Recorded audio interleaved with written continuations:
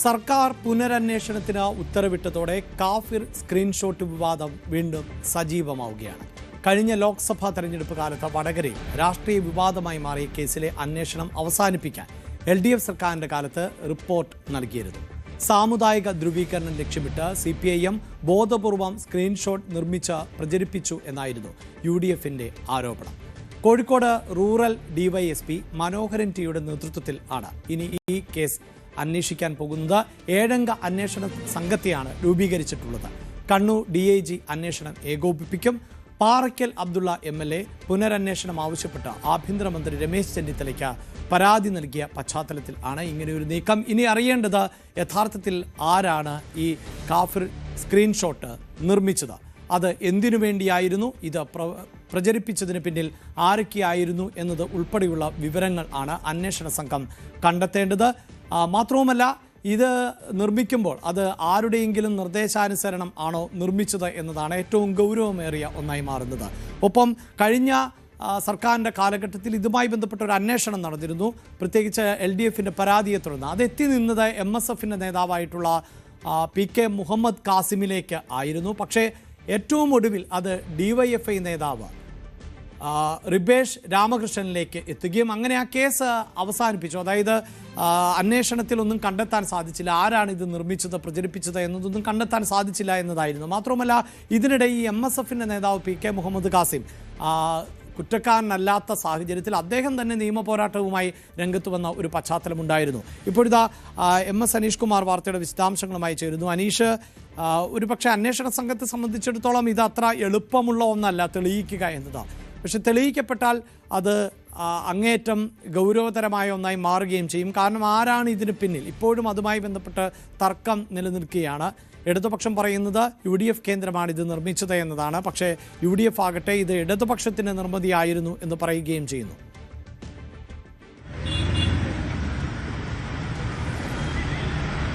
2024 ലോക്സഭാ തെരഞ്ഞെടുപ്പിൽ KK ശൈലജ ടീച്ചറും ഒപ്പം ഷാഫി പറമ്പിൽ തമ്മിലും വാശിയേറിയ പോരാട്ടം നടന്ന സമയത്താണ് ഈ കാഫിർ സ്ക്രീൻഷോട്ട് വിവാദം ആരംഭിക്കുന്നത്. തെരഞ്ഞെടുപ്പിൻ്റെ തലേന്നാളാണ് കാഫിർ പരാമർശം, അതായത് KK ശൈലജയ്ക്കെതിരെ പരാമർശം ഉൾക്കൊള്ളുന്ന സ്ക്രീൻഷോട്ടുകൾ വ്യാപകമായി പ്രചരിച്ചത്. ഇത് MSF നേതാവ് മുഹമ്മദ് കാസിം എന്നയാൾ പോസ്റ്റ് ചെയ്തതാണ് എന്ന രീതിയിലായിരുന്നു LDFന്റെ ഡൊമൈനുകളിൽ അല്ലെങ്കിൽ അവരുടെ ഫേസ്ബുക്ക് പേജുകളിലും മറ്റും ഇക്കാര്യം പ്രചരിക്കപ്പെട്ടത്. ഇതിനെതിരെ CPM അന്ന് തന്നെ തെരഞ്ഞെടുപ്പ് കമ്മീഷനും പോലീസിനും പരാതി നൽകുകയും LDFന്റെ പരാതി പ്രകാരം പോലീസ് ഇക്കാര്യത്തിൽ കേസെടുക്കുകയും ചെയ്തു. എന്നാൽ ഇതുമായി ബന്ധപ്പെട്ട് തൻ്റെ പേര് ചേർത്ത് നിർമ്മിച്ച വ്യാജ സ്ക്രീൻഷോട്ടാണ് ഉപയോഗിച്ചിരിക്കുന്നതെന്ന പരാതിയുമായി പിന്നീട് കാസിം മുന്നോട്ട് വന്നു.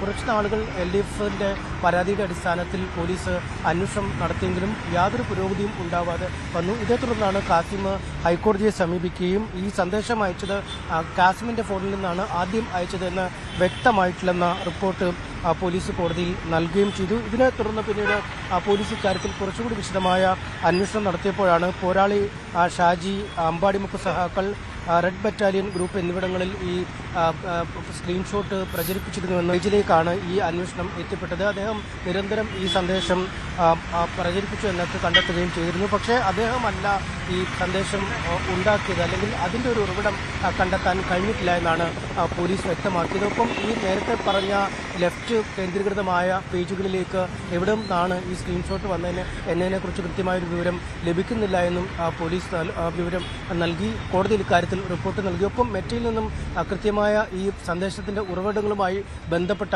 വിവരങ്ങൾ ലഭ്യമല്ല എന്ന് പറയുകയും ചെയ്തു. അങ്ങനെയാണ് ഈ അന്വേഷണം എങ്ങും എത്താതെ അവസാനിക്കുന്ന ഒരു സാഹചര്യം വന്നത്. എന്തായാലും UDF സർക്കാർ അധികാരത്തിൽ ഏറിയതോടുകൂടി തന്നെ പാറയ്ക്കൽ അബ്ദുള്ള കുറ്റ്യാടി MLA ഇക്കാര്യവുമായി ബന്ധപ്പെട്ട് ആഭ്യന്തരമന്ത്രിക്കും മുഖ്യമന്ത്രിക്കും പരാതി നൽകുകയും ഒരു പുനരന്വേഷണത്തിന് ഉത്തരവിടുകയുമാണ് ചെയ്ത്. 10 അംഗ സംഘമുണ്ട്.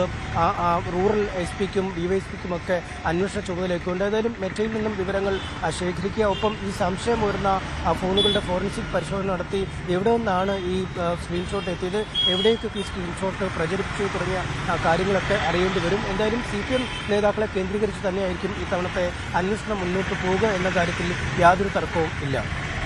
യെസ്, അനീഷ് സൂചിപ്പിക്കുന്നത് പോലെ കഴിഞ്ഞ ലോക്സഭാ തെരഞ്ഞെടുപ്പിലെ ഏറ്റവും വീറും വാശിയും നിറഞ്ഞ പോരാട്ടമായിരുന്നു വടകരയിലേത്. അവിടെ ജയത്തിനു വേണ്ടിയുള്ള പോരാട്ടത്തിൽ ഈ മതസ്പർദ്ധ വളർത്തുന്ന തരത്തിലുള്ള ചില പ്രചാരണങ്ങൾ അത് ആരുടെ ഭാഗത്ത് നിന്നാണ് ഉണ്ടായത് എന്നതാണ് ഏറ്റവും പ്രധാനം. പ്രത്യേകിച്ച് ഇത് UDF കേന്ദ്രങ്ങളിൽ നിന്നാണ് എന്ന് പറയുമ്പോൾ അന്വേഷണം ഏറ്റവും ഒടുവിൽ എത്തി നിന്നത് DYFIയുടെ പ്രവർത്തകനിലേക്ക്, നേതാവിലേക്കൊക്കെ ആയിരുന്നു. അതുമാത്രവുമല്ല, തെളിവ് കണ്ടെത്താൻ പറ്റുന്നില്ല എന്ന് പറഞ്ഞുകൊണ്ട് കഴിഞ്ഞ സർക്കാരിൻ്റെ കാലഘട്ടത്തിൽ തന്നെ ആ കേസ് അവസാനിപ്പിച്ചു. അതാണ് കൂടുതൽ സംശയത്തിന് ഇപ്പോൾ ഇടം നൽകിയിട്ടുള്ളത്. പുതിയ അന്വേഷണ സംഘത്തിന് വളരെ കൃത്യമായി എവിടെ നിന്നാണ് ഈ സ്ക്രീൻഷോട്ട് നിർമ്മിച്ചത്, ആരാണ് അതിന് പിന്നിൽ, അത് കണ്ടെത്താൻ സാധിക്കുമോ? സങ്കീർണമായൊരു അന്വേഷണത്തിലേക്കാണ് ഇപ്പോൾ ഈ സംഘം എത്തുന്നത്. കൂടുതൽ വാർത്തകൾക്ക് News 18 Keralam YouTube channel subscribe ചെയ്യുക.